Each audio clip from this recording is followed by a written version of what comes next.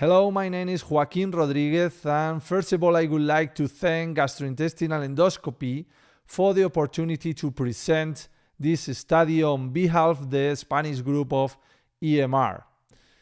Since 2012, underwater endoscopic mucosal resection has been an alternative to traditional approach with increasing indication for the treatment of neoplastic lesions.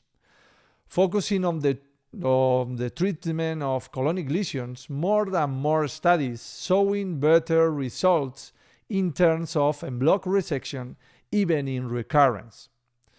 However, most of these data are extracted from highly heterogeneous observational studies. If we talk about clinical trials, most of them are focus on lesions smaller than 20 millimeters, and only one assess the real efficacy of underwater EMR in terms of ear cell resections, block resection, even in recurrence, focusing on lesions larger than 20 millimeters.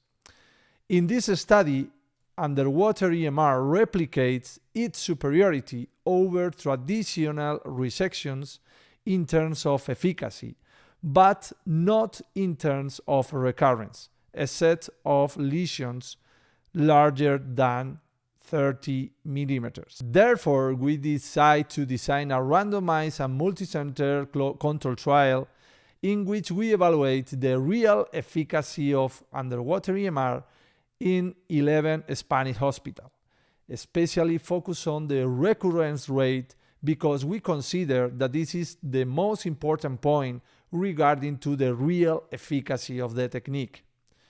We were able to enroll more than 300 patients, with almost 90% of them included in the study completing at least one follow-up. That is, we consider that this is a very important point of the study.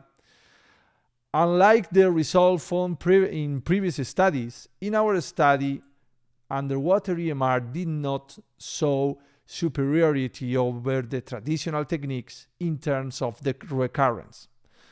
And only in the subgroup of lesion under 30 millimeters in size, the technique showed superiority.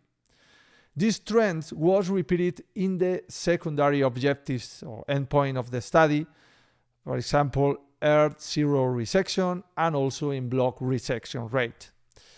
As for the results in terms of safety, that is another important point of the study, both techniques were comparable in terms of bleeding and also in terms of perforation. Therefore, we conclude that underwater EMR and traditional EMR are comparable techniques in terms of real efficacy for the treatment of naive and colonic lesions. Thus, for the near future, we consider to clarify whether this therapeutic alternative not only is a kind of shortcut to perform an EMR, and it is mandatory to sort out its specific indication where the classic approach, for example, still does not obtain good results. For example, lesion with fibrosis and also lesions in dental line, lesion in ileocecal valve, and also lesion in appendicular orifice. So in the future, we need to focus on these specific scenarios to improve the efficacy and to improve the real indication of underwater EMR. Thank you very much for your attention.